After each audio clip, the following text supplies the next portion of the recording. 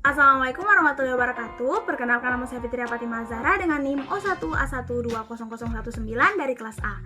Pada kesempatan kali ini saya akan menjelaskan materi mengenai metabolisme. Pada materi kali ini kita memiliki 4 pokok bahasan. Yang pertama yaitu definisi dari glikolisis, glikogenesis, glikogenolisis, dan gluconeogenesis. Kemudian yang kedua menjelaskan glikolisis, siklus Krebs, dan rantai transport elektron. Yang ketiga yaitu menjelaskan hubungan metabolisme karbohidrat, lipid, dan asam amino. Dan yang terakhir yaitu metabolisme aerob dan anaerob serta berapa ATP yang dihasilkan. Yang pertama yaitu definisi. Glikolisis adalah rangkaian reaksi yang mengubah glukosa menjadi 2 molekul pirufat. Pada proses glikolisis dihasilkan ATP dan NADH. Yang kedua, glikogenesis adalah sintesis glikogen dari glukosa. Proses ini terjadi di bagian hati dan otot. Kemudian yang ketiga, glikogenolisis adalah proses pemecahan glikogen yang bertujuan untuk mendapatkan energi bagi otot.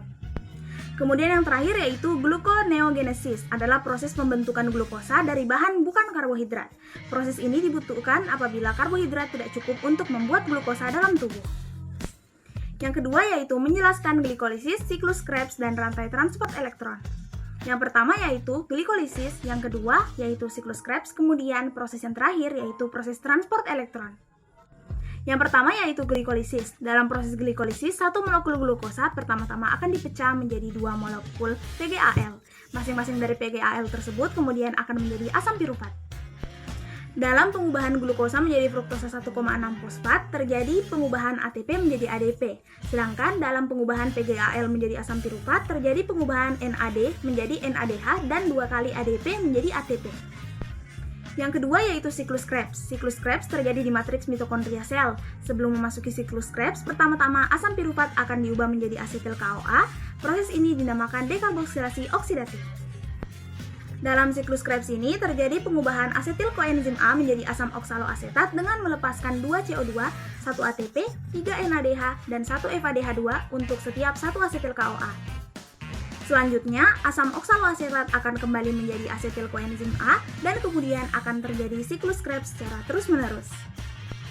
Yang terakhir yaitu transport elektron. Dalam transport elektron ini, molekul-molekul seperti NADH dan FADH akan dikonversikan menjadi ATP. NADH bernilai 3 ATP sedangkan FADH bernilai 2 ATP. NADH merupakan molekul berenergi tinggi, sehingga untuk mengubahnya menjadi ATP membutuhkan pelepasan H+ sebanyak 3 kali, sedangkan FADH bernilai 2 ATP karena melepaskan ion H+ sebanyak 2 kali. Yang ketiga, hubungan metabolisme karbohidrat, lipid, dan asam amino.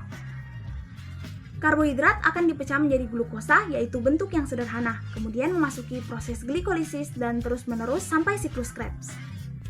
Untuk protein sendiri, pertama-tama akan diubah menjadi asam amino, yaitu bentuk yang lebih sederhana, kemudian asam amino akan mengalami proses yang dinamakan deaminasi, menjadi NH3 yang akan dikeluarkan melalui urin, dan menjadi asam keto.